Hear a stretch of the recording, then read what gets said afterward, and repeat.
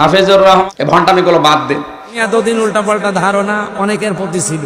আমি আজকে চারমোনার ময়দান পুরা ঘুরে দেখলাম, মাদ্রাসা সরসেনার পুরা মাদ্রাসা, সারাদিনে 2 জায়গায় গিয়েছিলাম। এনএস মাদ্রাসা, যেটা কামিল মাদ্রাসা যে চালুকাঠি, ওখানে গিয়েছিলাম কয়েকদিন আগে।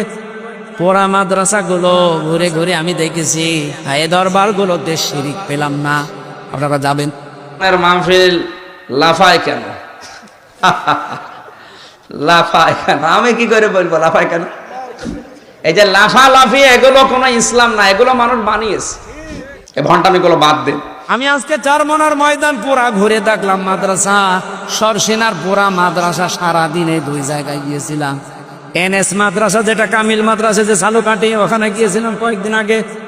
পুরা মাদ্রাসা গুলো ঘুরে ঘুরে আমি দেখেছি, এই দরবার গুলোতে শিরিক পেলাম না। আপনারা যাবেন? কিছু মত পার্থক্য আমাদের সাথে আছে, ওটা আমি মেনে নিয়েছি। এখন জাতীয় স্বার্থে বাংলাদেশের মানুষের এটা মেনে নেওয়া লাগবে। তাদের যে খেদমত গুলো, এটা আমাদের এখন স্বীকার করা দরকার জাতির। আপনাদের এই বরিশাল বিভাগে বিশেষ করে এলাকাগুলোতে কোরআনের প্রসার মানুষকে আল্লাহর দিকে ডাকার জন্যে সৈয়দ ইসহাক রহমতুল্লাহ আলাইহে, এটা মহেবুল্লাহ, শাহ মহেবুল্লাহ আহমেদ রহমতুল্লাহ আলাইহে, এই মানুষগুলোর যে কাজ কারবার, তারা যে মাদ্রাসাগুলো প্রতিষ্ঠা করে যে দিনের আলো ছড়িয়েছে, আমার মনে হয় এই মানুষগুলোর কীর্তিময় কাজগুলো জাতির সামনে অন্তত তুলে ধরা দরকার। আমি অনেকক্ষণ ছিলাম, এক এক জায়গায় প্রায় 2 ঘন্টা 2.5 ঘন্টা সময় কাটিয়েছি। বহু কিছু আজকে আমি এতদিন উল্টাপাল্টা ধারণা অনেকের প্রতি ছিল।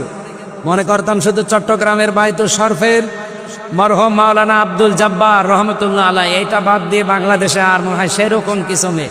সব জায়গায় যা শুনতাম যে শিরিক বেদাত ভরপুর।